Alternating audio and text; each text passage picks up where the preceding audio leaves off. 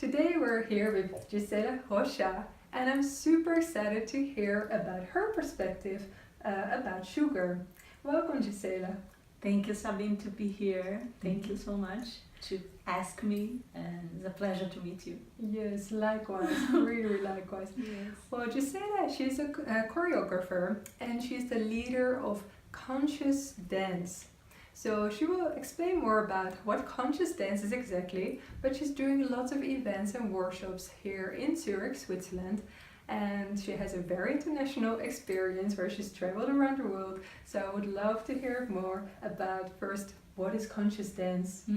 Okay, if you can imagine yoga, if I can do the bridge, it's a yoga in movement, because that's the difference of modern dance. So conscious dance is about awareness, and you are witness your whole transformation, and it's like it's a technique that transforms you. I always say, from darkness to light, from heaviness to fly, from inertia to movement.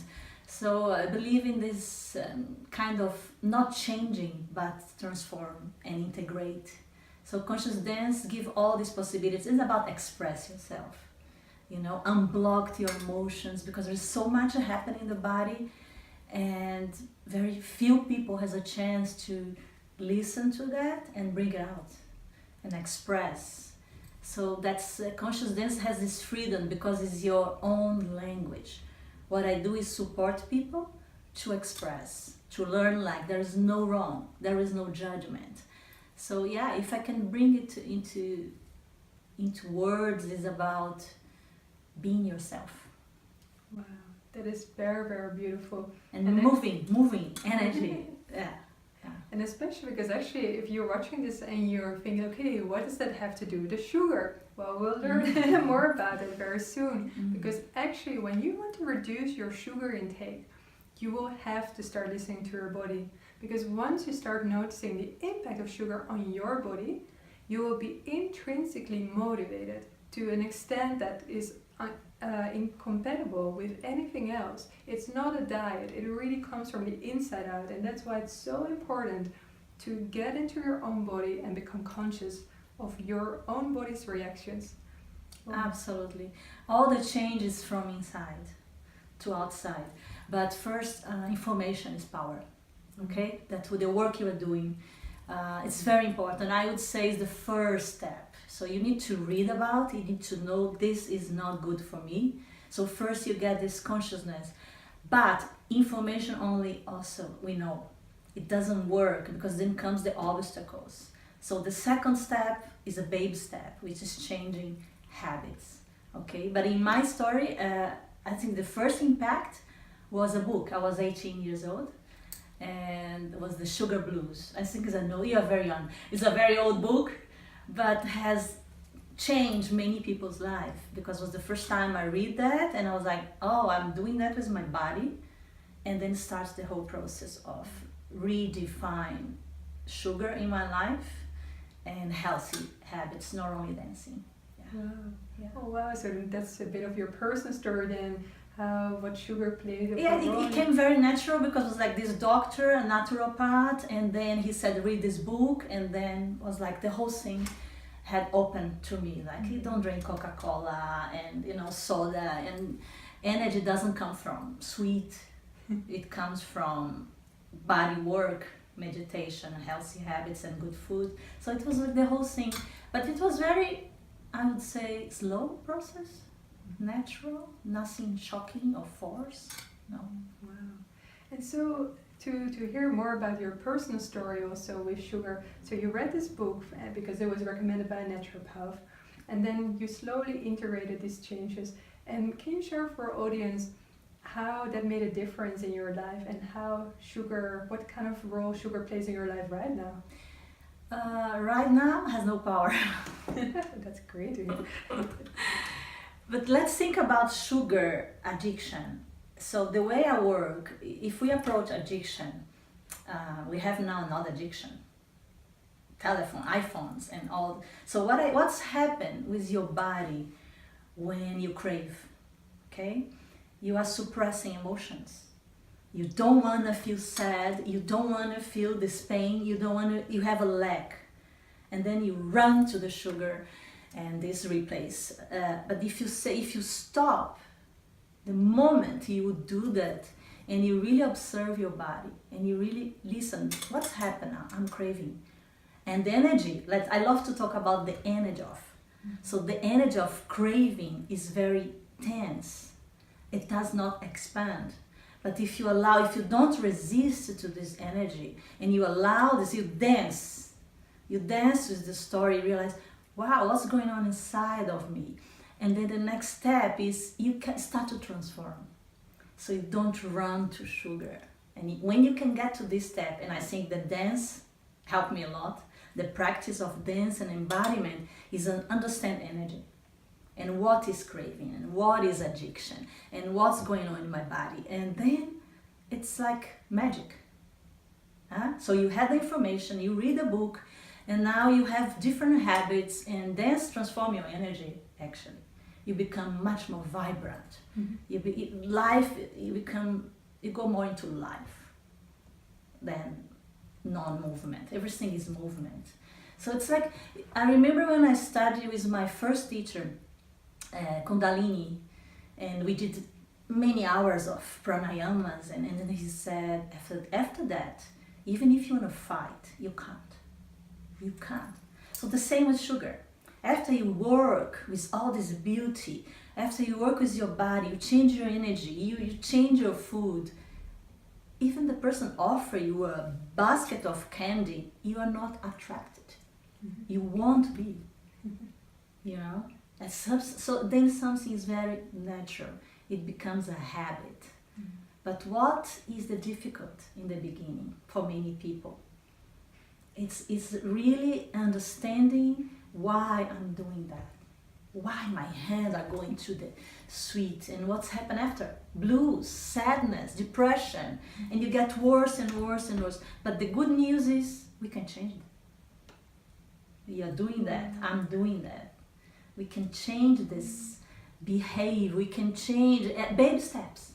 Okay, every day you do a little bit, and then it becomes so effortless. It's like I don't need this because it doesn't make me happy. It's the opposite. So it's all this amazing infinite wisdom that the body offers. And when we shift from thinking intellect to really sense, and the intelligence is all over, then you shift. Then you shift perception, and you shift food, and you shift bad habits, and right? Wow, that's beautiful, beautifully put. It really sounds like poetry. It's very beautiful, and especially also, I mean, from an energy work point of view, also what happens with the dance, and that's why I'm such a promoter and supporter of dance, because I absolutely love it. Because first of all, it makes me so happy. No matter in what bad mood I am, you turn on your favorite tune, you do some dance moves. Even if you cannot dance at all, doesn't matter. You will instantly feel better. And then also because actually, that's what you said, your vibrational frequency of energy goes to a very, very high level with dance. And most of the time where all the white processed sugar is processed in this kind of dead junk food, it is a very low vibrational frequency. So as what you explained, also scientifically, you can actually really see in terms of vibrational frequency with the energy that you are in a state of such a high vibrational frequency that this junk food is no longer a match for you. You are not craving it because it is just a different level from where you are at that moment. And that's why I think it's so wonderful the work you do, that you help people to get in touch with their body, to learn them also to understand their body's language, and to really increase this energy where people feel happier and fulfilled, that they don't need anything external to feel any emptiness or sadness or other emotions that sometimes we start craving food to kind of make us feel better instantly. And that's a spiral down and negative. And the thing is, well-being is a tool to learn. So we don't take for granted And some people think, oh, you are amazing. No, I do every day, my work. I wake up in the morning, I have meditation, I work with my body, I read books. So it's like every day, like muscles of, you go to gym, and also it is a awareness muscle. This is changing your life.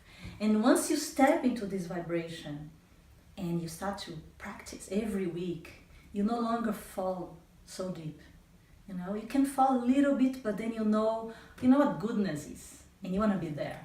You know what joy is, you want to be there. You know what connection is, you want to be there. You can disconnect, you can be sad. That's normal. We are not talking here about there is only positive, there is no sadness. I go through the same problems and suffering as everybody, as you. But what we know, what we learn, wow, now I don't stay 1 week into that, or a month, I stay 1 hour. And then my body remembers. You know, and like you said, you put a music and you dance, you step into another energy, because we are addicted to energy as well, you know that? No, I've never heard it. So that's the amazing shift. And when you think about emotions as the energy of sadness, the energy of being negative, this addiction. So then when you start to rehearsal, another energy, in the beginning is very strange. How can a heavy person is going to be light? Sometimes they get angry in my class. Wow, how you are so happy. So, but it's really interesting. The person addicted to heaviness, complain, sad, when she starts to practice, it's like a dancer, rehearsal for stage. First time is not me, is uncomfortable. Second time, and then after you become lighter. You become happier, you become positive, and that's a miracle. So I love to think about, that's why I teach embodiment. I love to think about that, the energy of happiness, the energy of sadness, the energy of complaining, the energy of depression. I mean, we are not talking about pathological things, right? It's still in a level that you can treat with movement. And it's very interesting. Look at the energy, and that's amazing. Wow, beautiful. Because there is this transform. How many times I was very sad, and then I start my practice or dancing 3 hours. I could feel this going there. You go there first. You don't resist. You go there. I'm sad, and then you dance this sadness. After 3 hours, wow, you are in heaven. And then you learn that it's possible to be happy, but grounded. That's so beautiful. You know, embracing all, because life is all. It's a movement. It's suffering, it's sadness, it's everything. It's impossible to be just smiling and happy, you know. But when you embrace the movement of nature, it's like, wow, you can, and then you can dance with that, you know. That's beautiful, to dance with the ups and downs that life brings. And I love what you're doing to bring awareness to sugar, because it's so important. We can help so many people. Yeah. And what about you, actually? Because also we recently met when I went to one of Gisela's dance classes, and it was a really transformational experience for me to get so grounded into my body, which was beautiful.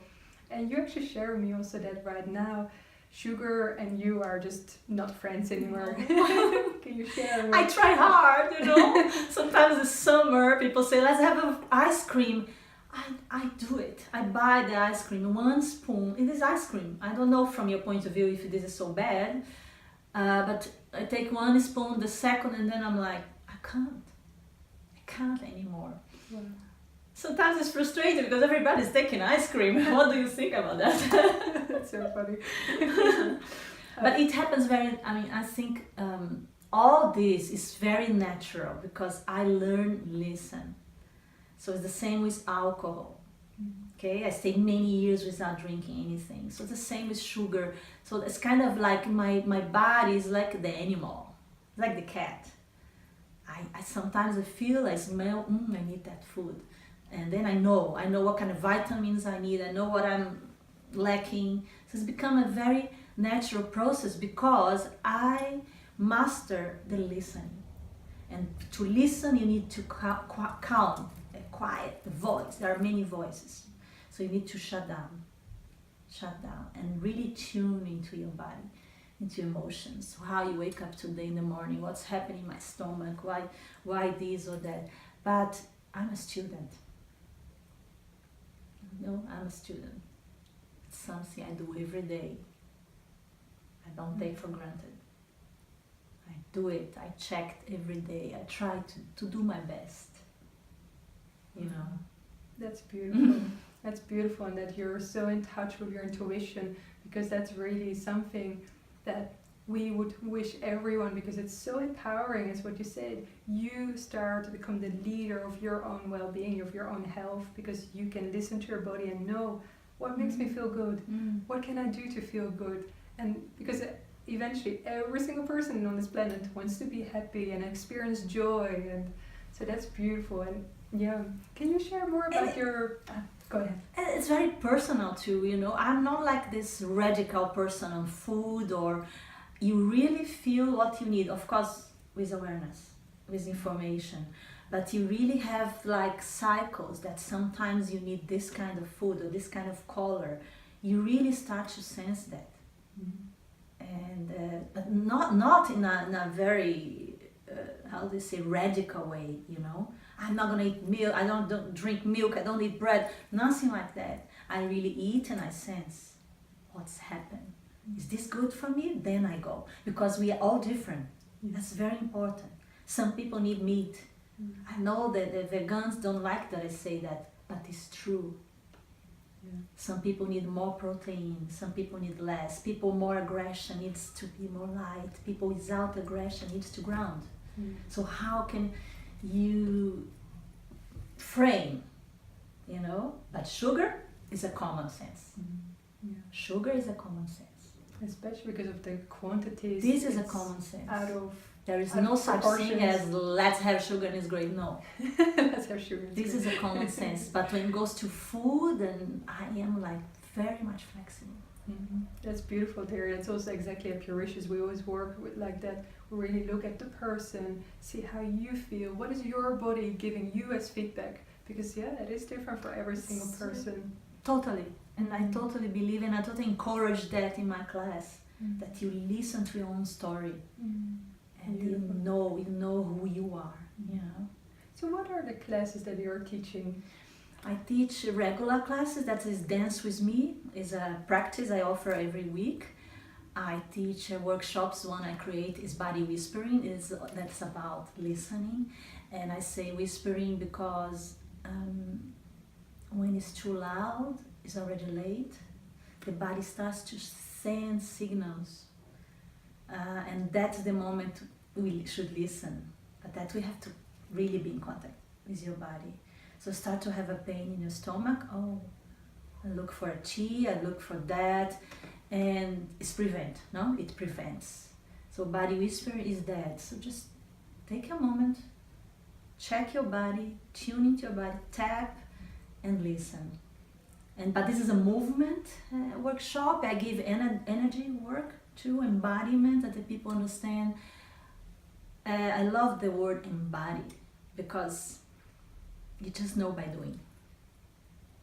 You can only act. You cannot change just here. You have to act out. So the body whisper is about that. I give also many other seminars for public speaking. I just gave a recently one in Lausanne, and I also start in Baden in a beautiful church once a month. It's a big celebration of movement, improvisation, being here. I have some techniques that you can't sing. I just don't let people sing. They get panic in the beginning. They're like, you don't explain very well. I said, yeah, because I want you to wake up, to be present. Yeah. So this you can find in Movement for Life is my website, and Dance With Me in Zurich. Great, that was going to be my next question. So you've already answered it. How the audience can get in touch with you. So that's beautiful. We will also share the websites and then people can also find out exactly what workshops they'll be interested in. And from my experience, I highly recommend Gisela's classes. Thank you so much. Thank you so much for all of your information and insights, and it's been really a pleasure, my dear Gisela. Yes, it's my pleasure. Yes, and dance with you was amazing. You had such a light and beauty. That's so good you're sharing that. Thank you so much. Thank you so much. It's been a pleasure. It's really an incredible experience. If you ever had the chance to dance with Gisela, actually, the last thing I would like to share, which was really impressive, that she even danced for the Dutch Queen. Yes, that was the most beautiful moment of my career. To meet her, and it was very, very touching, very emotional to be in your country. Yeah. See your queen. Exactly. When I heard that, when I met Gisela, I was like, wow, that's incredible. And, so wow. Yes, really yes, it was a beautiful moment. It's the last thing I want to share with our audience to show how beautiful you are. Thank you. Thank you so much for watching. I'm sure you've enjoyed it, and thank you so much once again, Gisela. Thank you. Bye-bye. Bye-bye.